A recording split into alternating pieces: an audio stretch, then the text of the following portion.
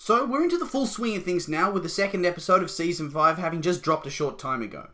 Last week was a pretty strong start, especially as it was largely a catch-up episode and a bit of exposition for new or casual viewers who are restarting the series. It really kept my expectations high for the show, and similarly, this episode delivered as well. It was jam-packed and continued to build into the first arc of the season.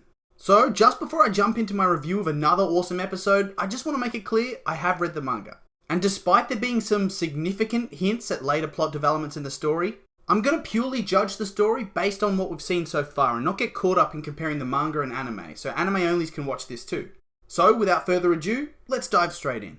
We start back with Endeavor in the hospital and expand on his memories of Darby approaching himself and Hawks straight after the Nomu battle at the end of Season 4. It was pretty exciting to get some extra details on their encounter, as it was largely left mysterious at the end of last episode. Darby makes a pretty strong entrance, cornering the two weakened heroes with his blue flames. Endeavor recognizes him as the villain who killed another pro hero by the name of Snatch, who Darby doesn't even remember. Endeavor tries his best to stand up to battle Darby, but is pretty weakened. But Darby then blows off the idea that he even came to attack Endeavor. But after goading them, saying he couldn't ever measure up to the two top heroes, he attacks them anyway, and then is quickly curb stomped by Mirko, another pro hero. So there were some pretty big moments here, introducing a new pro hero onto the scene and getting some more details about arguably one of the coolest members of the League of Villains. This is definitely setting up some major plot points, so I can't wait to see where it goes further down the line. Plus, you only have to step one toe onto the My Hero Academia Reddit to see how much Mirko is beloved by the fans, so that would have been pretty exciting on the fan side of things. Before Darby leaves, we see that he isn't even truly there, using twice his quirk to create a fake double of Darby. And before Mirko finishes him off, Darby names Endeavor by his civilian name, threatening him not to die. Now, if that isn't heavily hinting at some history between these two characters and setting up a future confrontation, I don't know what is. There's a lot more to explore there, and this event is clearly playing on Endeavor's mind far more than the battle against the Nomu was. Presumably that night, we then see Darby and Hawks discuss the Nomu attack, and an argument results over whether these two can truly trust each other, leaving the impression that Hawks is attempting to join in alongside the League of Villains, whilst also maintaining his hero persona. In any case, it's debunked pretty quickly that Hawks is evil, as we see the Pro-Hero Commission order Hawks to infiltrate the League of Villains, due to them being largely ill-prepared for All For One's attack and All Might's retirement. The aim is to get significantly more intel that they can only get with a spy, and Hawks seems to display the perfect disposition for the job, in a good way. And you can't help but feel sorry for Hawks here.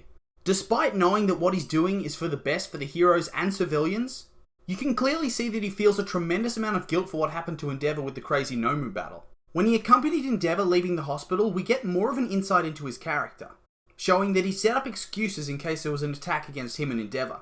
And we also learned that even as a child, he'd been devoted to being a hero, not out of prestige or fame, but because he's a genuinely good person that wants to help others. Not only that, but you see young Hawks holding an Endeavor figure.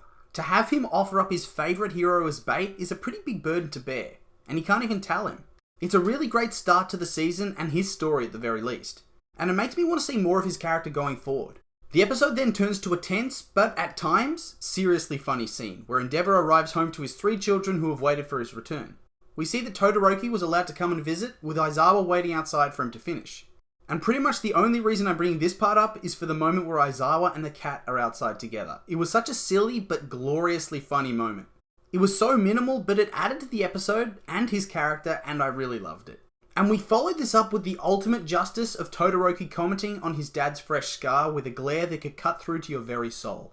It was a really brilliant moment, and pretty well deserved. It's pretty clear that things are very tense between the family members, and rightfully so in my opinion. And to be honest, it's pretty annoying that Fuyumi keeps pressuring her brothers to forgive and behave better to their abusive dad. I mean, it's understandable she wants her family to move forward, but she has to be reasonable and understand that not everyone's going to view things the same way, or be able to easily forgive like she can. Overall, the dynamics that play out are really good, and it was really nice to see Shoto's elder brother care so much about what he missed out on with his brother. And it was also great to see that Endeavor's not pressuring his kids in any way to forgive him, but rather he just wants to forever atone and make up for his mistakes.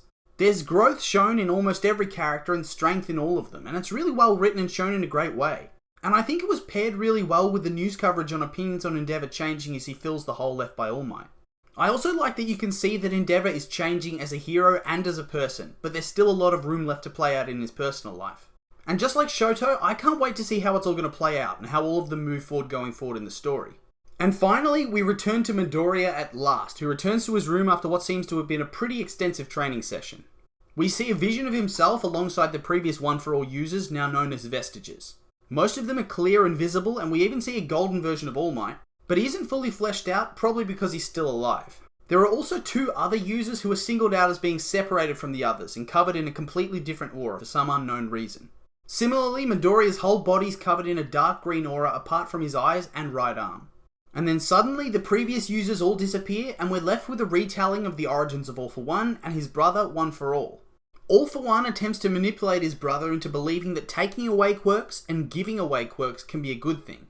But his brother doesn't believe that, saying that he's doing this for his own gain in an attempt to grow powerful. It's alluded that they're both following roles from a childhood story that they read where there was a powerful king gaining power. But unbeknownst to the eldest brother who didn't bother to finish the story, a hero fights and struggles along to victory, insinuating this is going to be Midoriya, considering he's the one watching all this unfold. We then have a fairly traumatic scene where All For One forces a quirk onto his brother, and we transition to One For All finally addressing Midoriya directly. He makes it clear that he's the one showing him this history, and the implication is there that there's much more he needs to learn, but can't yet because of the limited ability that his body can currently take. One For All tells Deku that he's well past the singularity point and tells him that it's going to be okay. They touch hands, and the glass in Midoriya's room explodes to find a panting Midoriya with his arm fully glowing from the quirk that's enacted on its own. It's a pretty jam-packed ending to say the least, and I'm super keen to see where this leads in the future. Honestly, there was so much covered in this episode, it's hard to believe they crammed it into 20 minutes. Leading into the next episode, we see that Midoriya talks with All Might about his vision with One For All and his nervousness about the stability of his quirk. And we also see the beginnings of the battle between Class A and Class B. Once again, this episode of My Hero Academia has no faults in my book, and I can't wait for the next one. But that's just my opinion, and now I'd like to hear yours. What do you think of the new episode? Like it? Hate it? Make sure to leave a comment and let me know.